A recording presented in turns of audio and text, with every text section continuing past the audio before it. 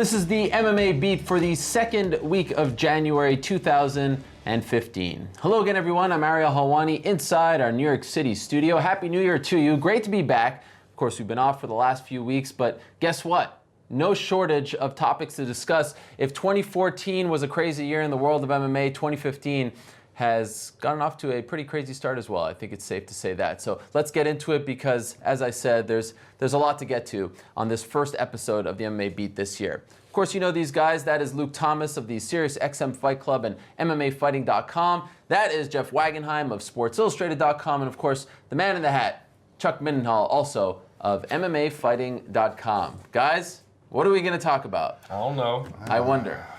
Tavares? Wow, What exactly. a performance. Jon Jones. Of course, we could have done this show talking about Jon Jones and Daniel Cormier and spoke about it for 45 minutes on its own. But as is usually the case in MMA, many layers to all kinds of stories, and this one is no different. On Tuesday, Yahoo Sports' Kevin Iole breaks the story that Jon Jones on December 4th tested positive for a metabolite in cocaine. Now, he took two tests on that day. Both of them tested positive for the same thing. Took another test on December 18th. He was free and clear. We're still awaiting the results of his fight week drug tests, including the in-competition test the day of the fight and immediately afterwards. But the big issue here is, of course, the fact that cocaine is not a banned substance out of competition. Also, he should not have been tested for street drugs like cocaine. That, according to the Nevada Athletic Commission, Bob Bennett, executive director, telling me that was an administrative oversight, quote unquote, and an anomaly. There are a lot of layers here, a lot of things to discuss. But my first question to you, Luke, is should Jon Jones, who of course made a mistake and he has owned up to it, he's gone into rehab, he says he apologizes to everyone, all that stuff, but should he be a little upset that he was tested for something that he should not have been tested for and that it was made public? What mistake would you say he made? Well, he was using an illegal drug. That's an interesting way to describe it as a mistake. Well, he's apologizing for it. Sure. So when you apologize for something, usually it's a mistake. Do you not think that was a mistake? I would say it's only a mistake given that he has aligned himself and wants to be sponsored by Reebok and has a fair amount of responsibility in terms of Perhaps being... I should have said he stumbled.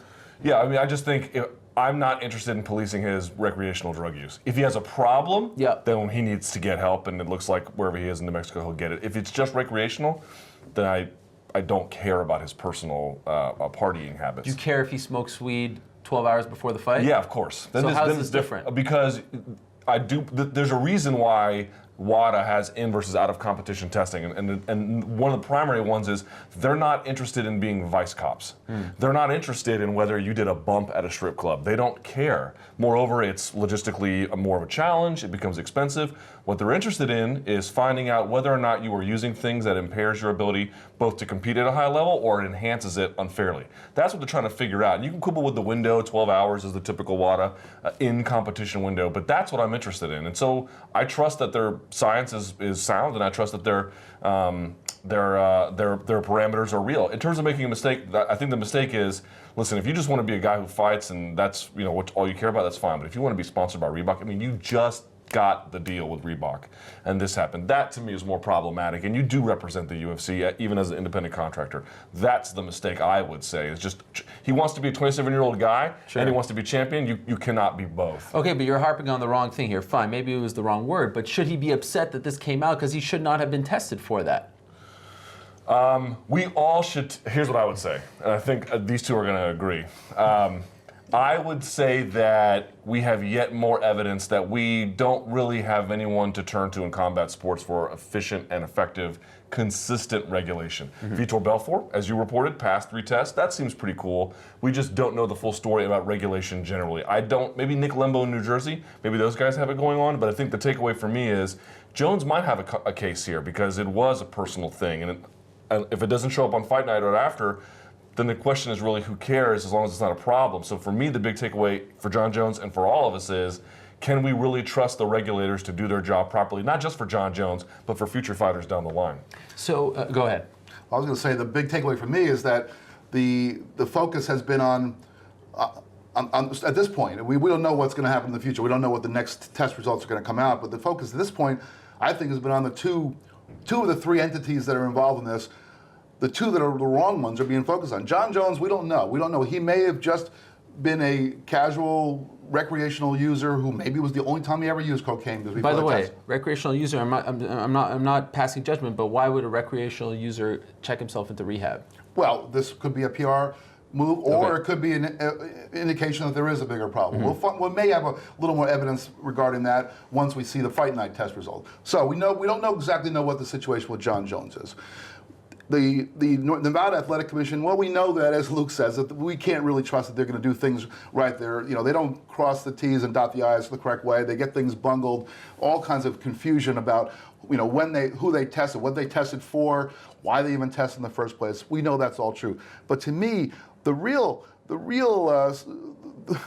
issue I have is with the UFC. Last night, Dana White goes on Fox Sports 1 and talks about how, we're not that concerned about the championship, or we're concerned about Jon Jones, the human being. Really? Okay, so you're concerned about Jon Jones, the human being, then how come you got the results on December 23rd and you didn't really become concerned about Jon Jones, the human being, until after he had earned millions of dollars in pay-per-view dollars? I mean, that is, to me, that's where that's as far as we know, at this point, they're the ones that have kind of acted out in a way that is inappropriate. What do you think?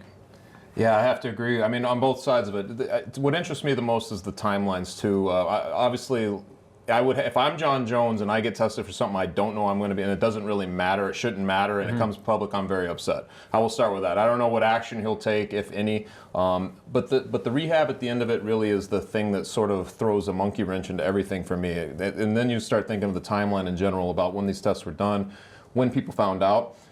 December 23rd, if that's when the UFC finds out, and they don't tell Jon Jones, it seems strange to me, because if this guy got popped for, they know that he had cocaine in his system, or a metabolite of cocaine, wouldn't it concern you if your champion has that at all? And if you have that knowledge going into a fight, wouldn't you be like, hey, brother, you need to not do that, because if you get popped for that during the fight, you're going to ruin a lot of things here. I really have a hard time believing that they did not inform Jon Jones. I have a hard time believing that people sat on this information, leading up to that fight. And let me just add something to that. The UFC will not comment on the timeline of events. However, sources close to the situation say Jon only found out on Monday. Okay, well that's the latest knowledge. I mean that I have as well. About the 23rd results. He only found out on Monday after the fight, 2 days after the fight. That's when he was informed by the UFC. And by the way, interesting to note that the Nevada Athletic Commission says they did not inform Jon Jones, which is somewhat of an anomaly as well to take Bob Bennett's word, because typically they're the ones who inform the fighter, but they informed the UFC. What I was told was it was the holidays, hard to get in touch with people. That's what they're saying. We don't know what this. We don't know what this the fight night test will be like. Sure, but you start thinking about it, and you're like, because of the way things have played out, the sort of fishy nature and obfuscation that's gone on, that maybe this is a preemptive thing. Him going into that, maybe it's because, if he knows that he's going to test positive on fight night, which would be a huge disaster on every level, but if he's going to test positive for anything there, he's already going to be at rehab. He's already doing the correct thing, and he's unavailable for comment at that point. So I don't know. It just makes you think about the whole thing as a whole. What from the timeline on and what's going on. I feel like there's a lot that we don't know. But as soon as we know more about those drug tests that just happened, I guess we could determine who's the most at fault, more better for everything. Let me know if you guys disagree. His demeanor leading up to the fight, especially on fight week, would suggest that he did not know. He seemed supremely confident and also very relaxed, especially after the fact, right? Yeah. Well, we were talking about this before. He was talking about going into the crowd before the fight, and just sort of like, he didn't want to burn. He was feeling cold. They offered him some coffee, and he's like, I don't want to introduce anything like that into my system. That's a really bizarre sort of thing, given the new context of what we have heard, But we say the UFC knew on December 23rd. They still gave him a fight night bonus, which I think is interesting as well, considering the fact that guys who have tested in competition do not get a bonus. They get to take it away if it comes out afterwards. So I think that's interesting. Daniel Cormier says he also found out, like essentially the rest of the world did on that Tuesday. Should he have known? Jesus, these are tough questions. So I found out that in New Jersey, tests that come back positive or negative are treated as medical records, and therefore they're private. And that's why you don't ever see them unless, I guess, a fighter takes it upon themselves to release or some other circumstance. In Nevada, it's all public record. So that's why you have access to those things. knowing that, does that then give Daniel Cormier, in this particular context, because the fight is taking place in Nevada, an extra special insight? I would say no. I mean, look, here's the deal. They got that test result, what do you want to call it, improperly, accidentally, whatever the word may be. Administrative oversight. It's right. God, Jesus. That's the term. What do you even say about that goof troop? Look, the results were made. They were public to those who wanted them, but I would still say that. Here's what I'm worried about, to answer your question. Go ahead. I'm worried about that on the January 12th meeting, I believe, that the Nevada Athletic Commission is going to have. They want to revisit this in or out of competition testing distinction because, wait a second, Jon seems to be getting away with highway robbery. No, he is not getting away with highway robbery. The problem is you already robbed the guys you shouldn't have who did marijuana, and your test is ridiculous and can't make the distinction, so you lash them, but he gets away because that test, your analysis, actually works for cocaine. What I'm worried about is they're going to say, you know what, let's just get rid of the distinction. If you test positive, it's simpler for us, it's easier for us, and therefore we should have more consequences. To answer your question about Daniel Cormier, no, he shouldn't have been told. And frankly, unless someone discovered it by natural public inquiry, Jon Jones' information, he was thrown under the bus here to some extent. And I feel like trying to make that a more known thing only compounds the problem. He didn't break any rule until we know about the in-competition stuff. And until we've determined that he's broken a rule for competitive reasons, it's irrelevant to anyone else. Let me just add this. I asked Nevada Athletic Commission why this came out, and they said there was a public records request from some member of the media. Josh Gross saying yesterday that it was Stephen Morocco of MMAJunkie.com. I asked them if that was the case. Just for my own information, they wouldn't confirm who asked for it, but they did say, okay, this was going to come out because someone asked for these results. So I said, what if someone did not ask for these results? Would it have ever come out? And they said, well, it would have come up the next time he would have applied for a license to fight in Nevada. Well, what if he never fought in Nevada again? They also said they would have brought it up on January 12th. Now, who knows? We can't go backwards. But you wonder if it ever would have come up if this public records request was never made. Would it have just been, thrown under the rug? Go ahead. Why should it come up? This was a test that should not have been done. It was an invasion of privacy in a sense. I mean, I don't know whether it's actionable by a lawyer, but it certainly seems as though it's these fighters agreed to take tests leading up to a fight for performance-enhancing drugs. Cocaine is not a performance-enhancing drug, at least when it's found in your system a month before a fight. On fight night, sure, cocaine, even marijuana, they have pain-relieving properties, and so if you're in a fight and you have something that's going to relieve pain in you, that's a performance enhancing substance. So sure, I don't have any quarrel with fight night testing, but bringing back the Cormier thing, he had no right to know anything because there's no evidence that Jon Jones had anything in his system that would compromise the fight. There's no evidence at all at this point until these tests come back that Jon Jones had something in his system that would make him harder for Daniel Cormier to hurt, say, in a fight. So no, of course not. This whole thing, this whole mess, Jon Jones was wronged here. I know Jon Jones is the one who's being ridiculed and criticized, but he was wronged here. This was his private life that was thrown out there for everybody to know about. And one wonders, had they told Team Jones beforehand, before they did so on Monday, which is when Team Jones says they knew, perhaps could they have tried to, put some kind of, for lack of a better term, gag order on this and say, hey, wait a second, this wasn't done the right way. It kind of all came out a little too quickly. So let me ask you this. We talk about the in competition, out of competition thing. So cocaine is a banned substance in competition, 12 hours before the fight or immediately afterwards when there's a drug test that takes place. Do you feel like that's too short of a time? Like when you think of in competition, you have a guy who's preparing for a fight a month out. You're in the midst of training camp. I mean, it's pretty intense at that point. Isn't that in competition? Well, Shouldn't that be revised? That's been a source of major confusion for a lot of people, including people in the media. So what constitutes in competition? Because I think a lot of people are under the impression that as soon as you were sort of signed to that contract and you were heading towards your fight and your training, that you were in competition. But as we clearly have sort of looked at very closely during this whole process, is 12 hours. Because it's more like I feel like the UFC needs to monitor that that side of it. I don't know how exactly, but they should be it's their league, it's reflecting them, what's going on with their athletes. It's more of a reflection that way. But these commissions are the commissions that are going to house it are also about their safety and what's going on.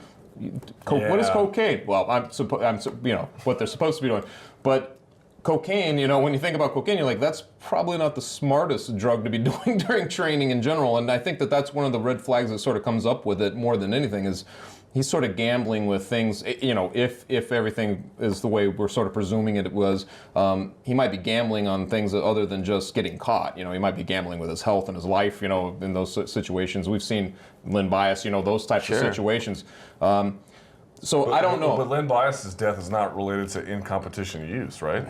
Yeah. Well, but one of my favorite football players of all time, I'm a Giants fan, and I watched Lawrence Taylor, be the greatest defensive player in the history of football when he was, getting coked up the night before games. So, but like there's been talk about baseball players, pitchers, for example, who would do a bump and then go and pitch. That is entirely a different matter. That is entirely a different matter. Look, I'm not condoning cocaine use. It obviously has, profound impacts, but not everyone who uses a drug is an addict. And if he is an addict, he needs help. But if he's a young do you think Jon Jones is the first? Jon Jones isn't the only 27-year-old. Like, there's 27-year-old men watching right now who've done cocaine, and they're not out robbing. They're not in the street begging for change. Some people are able to use things recreationally. If Jon is that guy, great. If not, then he needs help. But I just want to understand. You're asking a scientific question, like what is a fair in-competition window?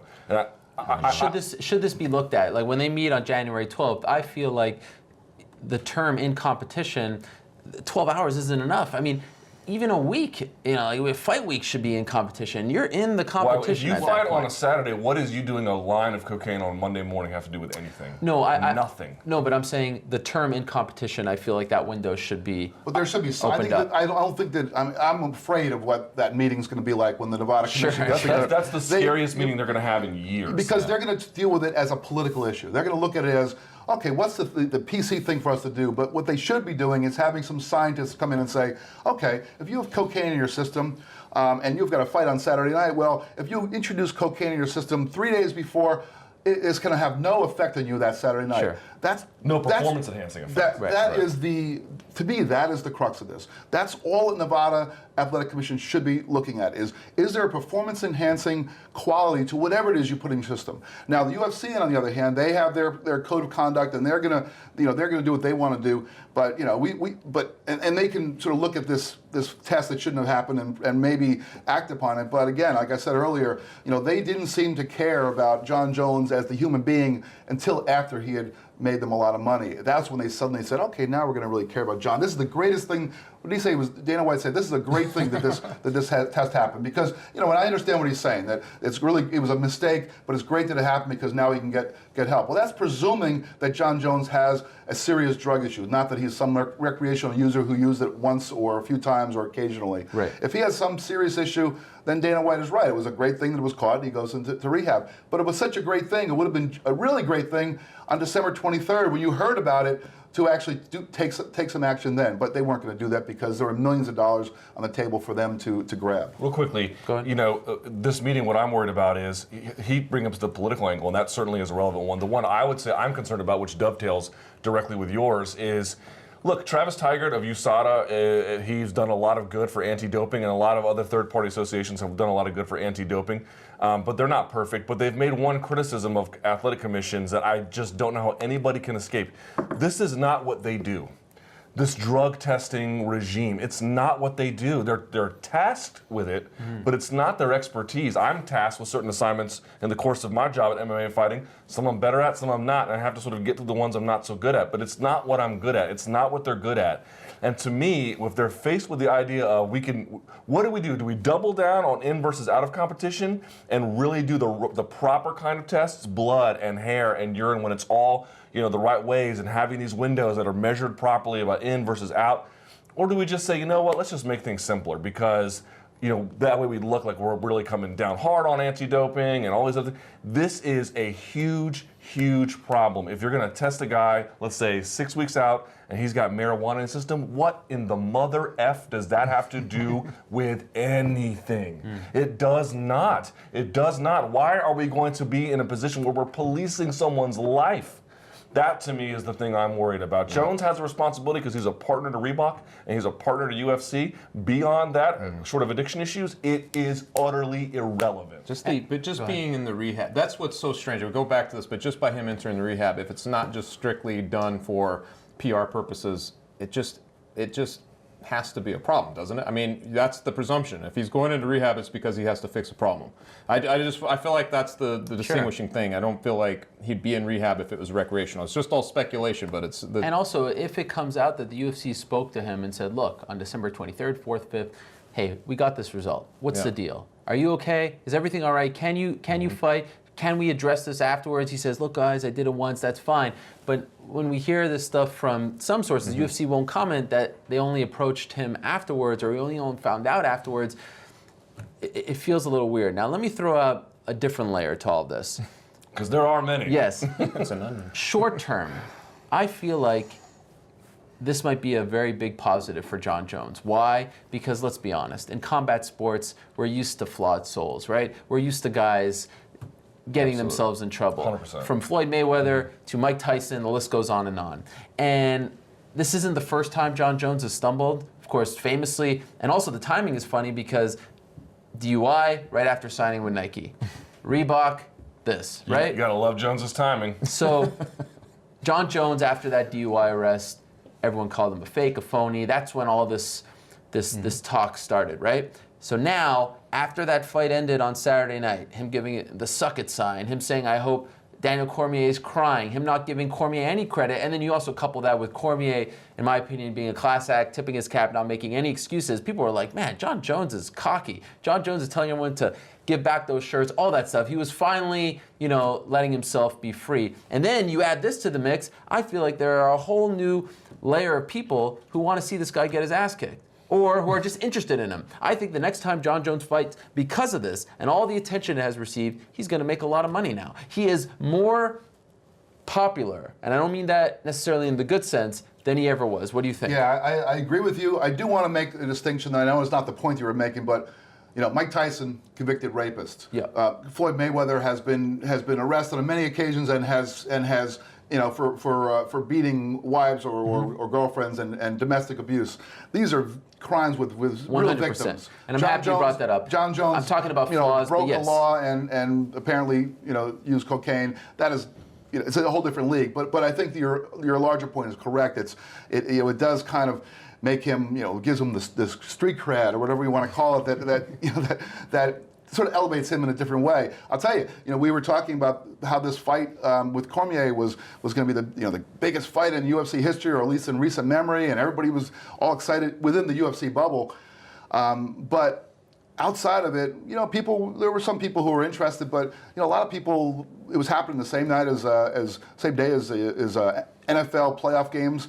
Outside this, the MMA bubble, there were a lot of people who weren't really paying as close attention, but now people are paying attention. Absolutely, but UFC President Dana White said that it was trending higher than his prediction of 750,000 buys, which would surpass anything that happened in 2014. I think that would be a huge success. If it does 750 or above, that's a great success for the UFC and suggests more than the casual fans are watching. I'm not suggesting that this was ignored, but I'm just saying that in the larger picture, this has gotten more attention. This controversy has gotten more attention than beating up two-time Olympian Daniel Cormier over 5 rounds ago. I disagree. I think it works hand in hand.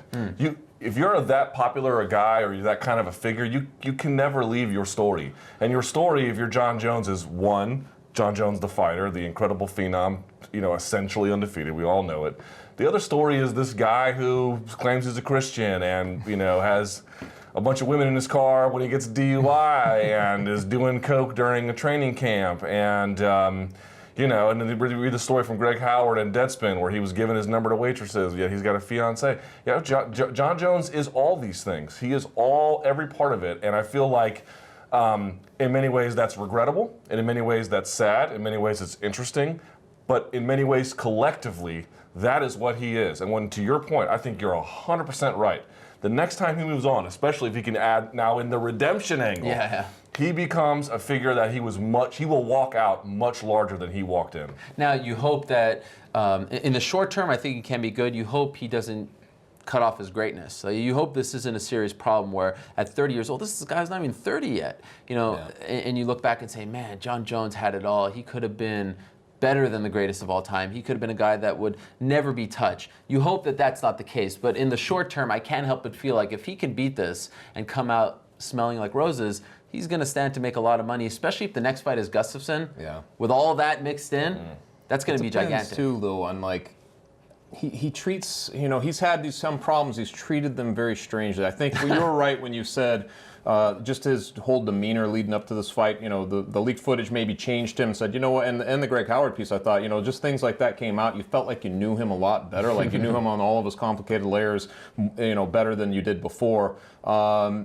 If he continues to be like he was in his demeanor when you interviewed him in the post-fight where he was saying, he was being it was like arrogant, but it was like, it was like a different kind of arrogance than before. You felt like it was just like, hey, who's going to do anything to me at this point? It was like he had descended to that. He beat the guy that everybody thought was going to be his greatest challenge, and he wasn't going to apologize for it. He wasn't going to, Daniel Cormier is breaking up over there. He wasn't going to become sympathetic to him in any way. I mean, those I thought, wow, look how cold Jon Jones is.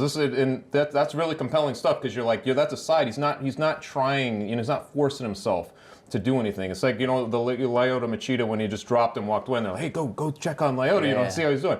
That's like the old conflict. I feel like now, he would have just walked away and just not worried about him. You know what I'm saying? Like, I sort of like that.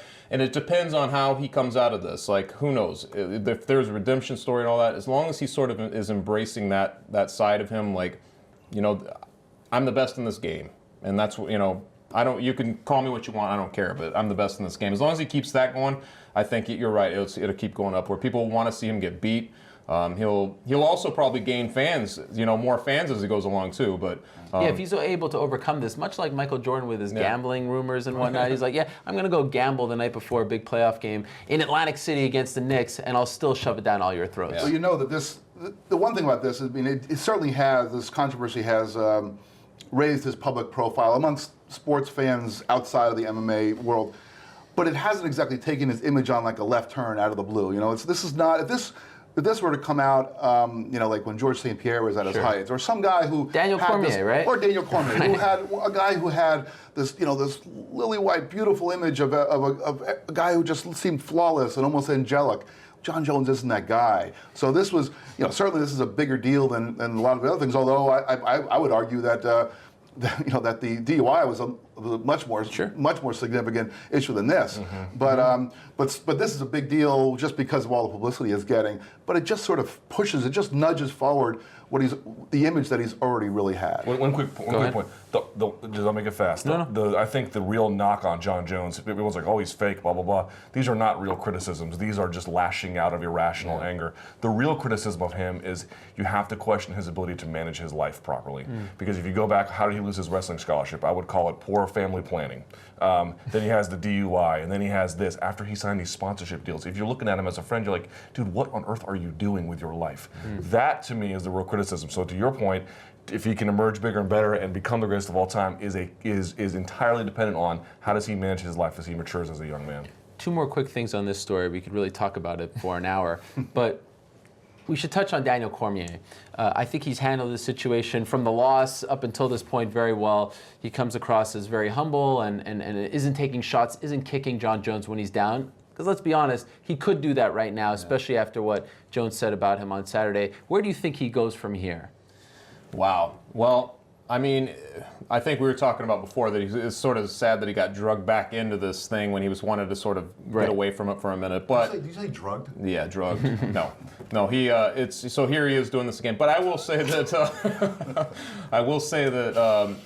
it's a tough situation for him because he just had a title shot. He's going to need probably to win at least, I would think, like a couple of fights to get back into that. The good thing is he's in a division right now where there's just not much going on. Yeah. In fact, the two top guys that are right there in contention before the big drop-off are going to cherry-pick each other and knock one of themselves off coming up here in a couple weeks in Sweden. So he could face feasibly like the loser of that fight, or they could go, maybe they'd put together Rashad Evans again now that the Teixeira thing's off, and they were going to have that fight. To me, that was a very compelling fight.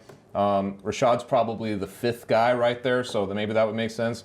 Glover Teixeira. But ultimately, I think he's going to have to start with one of those types of guys, and then and just see where things end up. But right now, that division, pretty slim pickings. Or Cormier could be fighting for the title next. I mean, depending on what happens with the results on fight night, it could be the Gustafsson Rumble winner against Daniel Cormier for the light heavyweight title. I mean, it's such a mystery at this point until those results come back. Everything is up in the air. Yeah, the plot thickens. And speaking of which, we have to touch on this, and I want to go to you, Luke, because you've talked to a few experts. Now that the results of both that December 4th tests and December 18th have come out, we've noticed something that's very interesting that perhaps wasn't noticed beforehand. His testosterone to epitestosterone ratio, Jon Jones's, seemed somewhat abnormally low for someone of his age and stature and athletic skills, right? And a lot of people are pointing to this as a potential red flag. Was he doing something to make this level be lower than usual? Look, we can't accuse him of anything because A, he didn't test positive for anything, but certain tests weren't done to perhaps find out if he was abusing anything. I know you've talked to some experts. What can you tell us about these strange numbers? Well, just so everyone knows, because everyone's like, why is the media ignoring this? It's like, shut up, please. No, media's not ignoring anything. There's one more expert I want to talk to, then I have a story coming out. I already got the draft written. So to your point, spoke to a couple of experts. Here's what I would say. I don't want to give the story away too much, but the major takeaway I got from both of these experts is that, one, it's a little weird. Two, it could potentially be just normal. There are circumstances, but the big takeaway is that until further tests are done, it's inconclusive, which is to say, if you just took the information there, not enough to build a case on. But to the point that many people are making, what about carbon isotope ratio, which sort of detects, did you put something phony or synthetic in your body? They need to be done.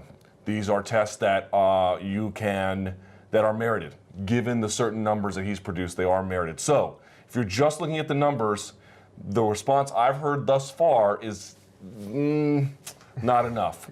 But to the point that I've made by many other experts, the guys who are doing these tests, it's Larry, Moe, and Curly. Can you really trust them to do this whole thing properly? So, to answer your question, Ariel, it's an effing mess. It's an effing mess. Like I said, but those many tests layers. the tests that you're referring to could be done to the samples that are already existing. In fact, that was recommended specifically. Yeah, if they still exist, hopefully. But also they said that the way the tests were originally done is problematic, and Why?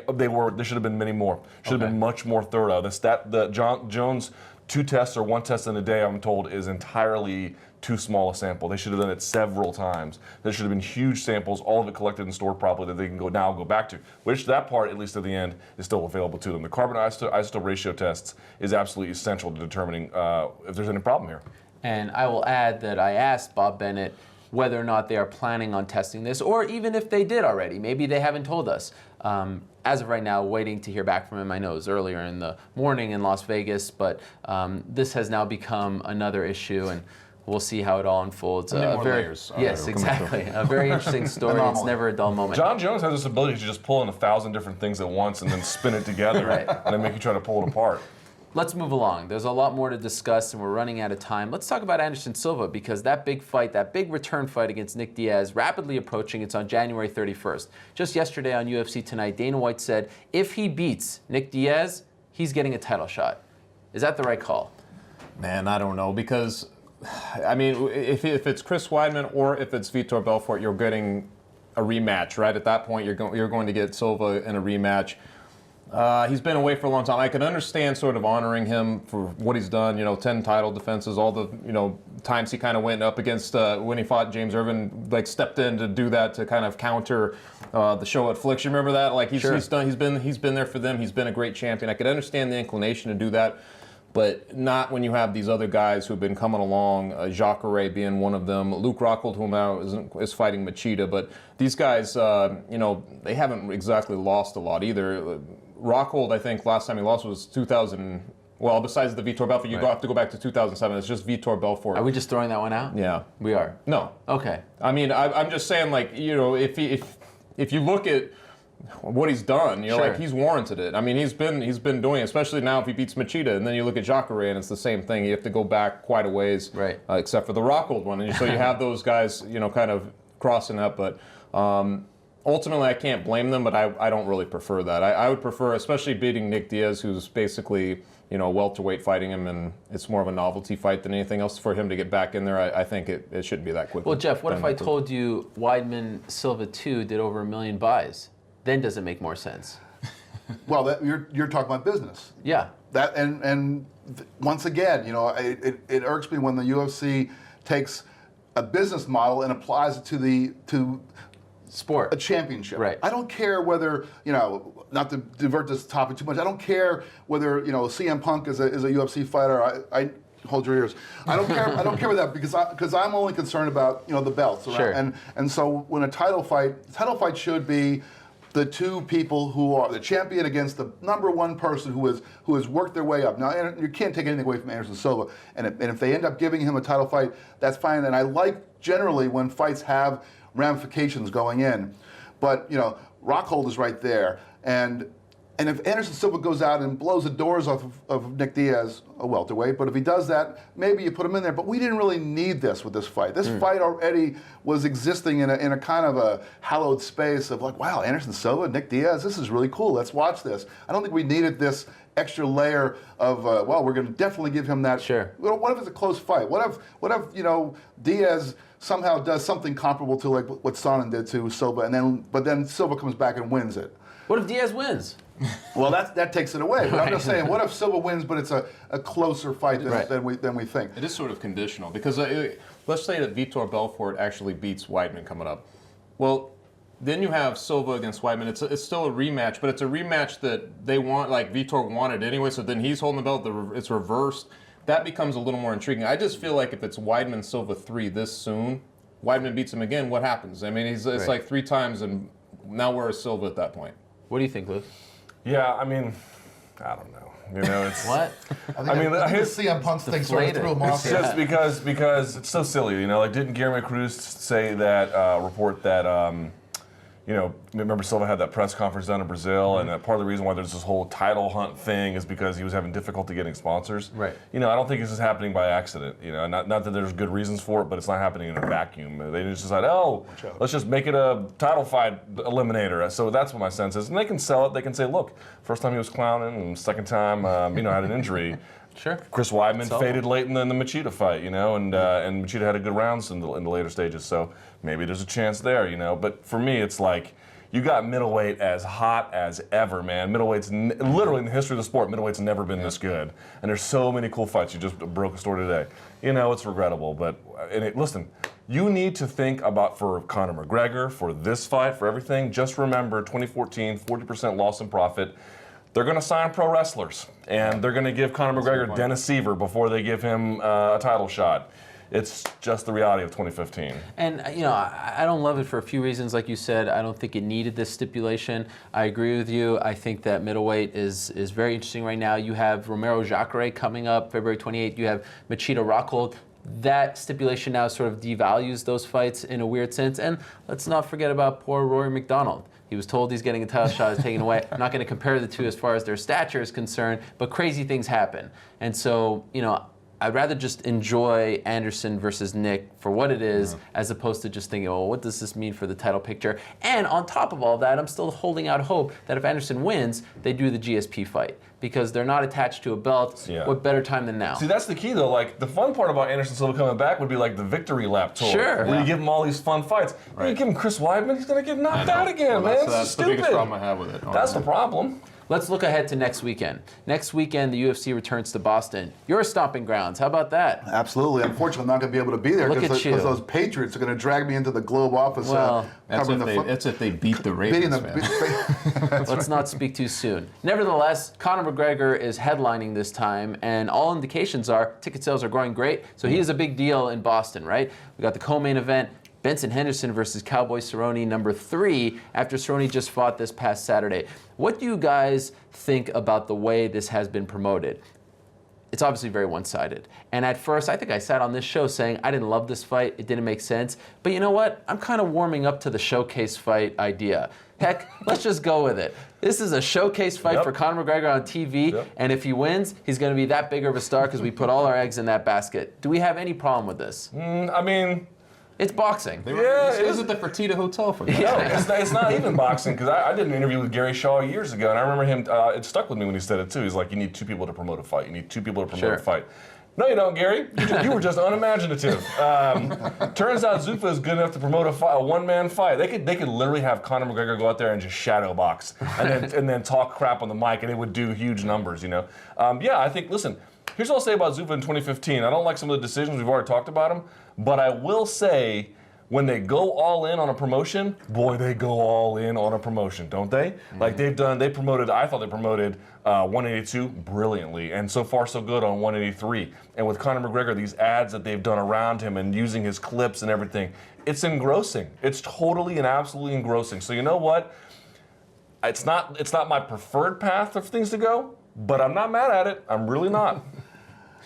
When Conor McGregor was unranked and he was talking big talk about all the guys ahead of him and how he was going to beat them. I actually wasn't even talking about the guys right ahead of him. He was talking about Aldo even then. Yeah. You wanted to watch him fight because you wanted to see either he was going to back up his words or he was going to get his ass kicked, one or the other. And so you wanted to watch it, and it drew people, it drew my interest. Now he's fighting a guy who's lower ranked than him, and what he's giving us is, well, I'm going to end this fight in 2 minutes. That doesn't make me want to go buy tickets to go see a fight when the guy is saying he's going to beat a guy who's lower ranked than him in 2 minutes. It makes me, if they didn't have that really good co-main event, I'd be a little bit dubious about the whole thing. It's a spectacle, though. It is a spectacle. It's Mike Tyson. It is a spectacle. You know what I do is I immediately go and onto Travelocity and start buying tickets to Dublin to see the title fight. That's where I'm spending my money. You're a cynic, though. Now I also want to jump in. I want to jump into the co-main because I don't know if we're going to cover this. Sure, go ahead. I'm a little concerned about this. Cowboy Cerrone would have fought Sunday. He would have fought Monday, Tuesday, Wednesday. He'll fight anytime. Sure. The UFC was willing to. They needed a guy to fight in that co-main against Henderson, so they got him in there. And I want to know who is going to look out for the interest or the safety of Cowboy Cerrone. I mean, he's fighting 2 times in 3 weeks. I know he didn't take any damage in that fight. I think Miles Jury landed 17 strikes, and most of them were patty cake strikes while he was on his back. So there wasn't very much going on. I don't think Cerrone came out of that fight with any damage, but still, I'm hoping that an athletic commission will have a doctor look at him and just pump the brakes a little bit before he goes in there. So that's interesting because he has been applauded for taking this fight by everyone, but you're saying he needs to be almost saved from himself. Well, yeah, not saying that the fight shouldn't happen, but I'm saying that it shouldn't just be everybody. He says, I'm ready to fight, and then everybody says, okay, great, go ahead in there. Sure. There should be somebody else. There should be some authority, not the UFC, which is going to make money on him going in there, but somebody, that's what an athletic commission is supposed to do, and we've heard nothing yet as to whether they've given the green light to this. How do you feel about the Conor McGregor show? Well, you know what I like to contemplate is all of the featherweights that are just steaming underneath the surface, because here's that's a sick thought. But they are, man, because it's like, Dennis Siver has fought 17 times in the UFC. He's a veteran. Wow. He's been around for a long time, and he's won, I think, 11 of those fights. It would have been 12 if he didn't have the one overturned. He's had a good run by UFC standards, fighting some pretty tough guys. He's lost his share, but here he is just getting completely overshadowed, 100%. Like nobody, he's just a fixture that's going to be worked over, at this card. And I know that. Dustin Poirier, for instance, the reason he got his fight is because he was sick of him. He didn't want to. He's barely even gotten to this spot yet. So people are just seething on the surface. So it's great in some ways to me because he's going to get the showcase. The UFC is behind him. There's this envy that's just pervading the rest of the weight class. He's going to get a title shot ahead of anybody else who might have warranted it ahead of him. Who knows? Frankie Edgar, Cub Swanson, maybe one of those guys should have been there, but. Here he is getting it, and to me, there's something a little bit subversive about the whole thing. And all these guys that are going, if Conor McGregor were to become the champion, it just makes the division really glorious because there would be all these. He would just be the public enemy number 1 for all those guys who want to, take that from him, given those circumstances. We'll have a lot of time to talk about Conor and Aldo if he does win that fight. I will just add, you watch the NFL playoffs on Fox. There are a ton of commercials for him, and a great move, in my opinion, to put the fight on a Sunday because they'll have the NFC Championship game all Sunday long on January 18th to pump it up. So I'm very curious to see how that does as far as the ratings are concerned. One last final thing before we go. I just want to get your take on this. Dana White also said yesterday, and he continues to say this, TJ Dillashaw, the Bantamweight champion, and Uriah Faber are interested in fighting each other. They're not they're not really saying like Cormier and Kane and the other AK guys, no, don't even bring this up. And even when Uriah Faber was on my show on Monday, he would say no, but then he would leave the door open. It was very interesting. But Dana White says that that's not the direction they're going to go in. So that leads one to believe that it's going to be Barao because there's no one else there right now with Cruz and Assunção injured. Is this the right call? When you mentioned big fights in 2015, they need these things. Uriah Faber and TJ Dillashaw would be gigantic for the bantamweight division. Shouldn't they try to do that fight right now? There's no better time than now, right? I would think so, and the reason why is because there's not much of a risk of TJ losing. From what I understand, people don't tell you too much, but from what I can gather, from what I have heard, TJ definitely is the better one in the sparring sessions. He routinely gets the better of things. And you just look at the way he competes. He's just you just made a fight. Yeah. Well, no, I mean, listen, he's a look. Didn't you learn anything from Rockhold Bisping? I mean, That's not what Chuck heard. yeah. Well, I mean, you just watch him compete. Sure. He's a much more complete guy, especially as it relates to striking. And so you would say this is a manageable task for TJ Dillashaw, all things being equal. I mean, fighting a friend's a difficult task, but and so that then gives Barao time to win one more because there's not many guys that are going to beat Barao, especially with Dominic Cruz gone. So in other words, my point being is you can give these guys these other fights that can sell. TJ versus Faber. Barao can get more time to build things up, and then you can sort of have a third fight between the two, or a rematch anyway, because. Yeah, okay, Faber versus Barao again wouldn't be that great, but I think the risk of that is so low. You've already got that fight in the bag if he gives the one to TJ. I don't know what they've got a plan with. He said on yesterday, he's like, I've got someone else for Faber. I'd like to see who it is. There's no bigger fight than that. We've never had a story like this before. Yeah, I mean, I don't know. I'm not as big a proponent of the training partner fighting each other. If they want to do it, more power to Going them. all over this parade. Yeah. But it's not necessarily my thing. Yeah, you are a buzzkill, man. Did you say buzz? No, and plus, I also really am looking forward to see Barao try to redeem himself against TJ Dillashaw. I mean, this is a guy who hadn't lost in an eternity, and he got schooled by Dillashaw just battered him. But as I submitted after the fight happened, I think he was so hurt in the first round that the rest of the fight was fought in a haze. And so I'd like to see him get another shot. I'm not disagreeing with you that from a business perspective it would be a really cool thing to see Dillashaw and Faber go. But if they're not really ready to do it yet, I'm fine with seeing Barao. Final word. Well, Faber has fought a couple of guys the last couple fights where you're like, it doesn't leave much to the imagination because we're used to seeing him near the top. We know that he's one of the big draws of that division.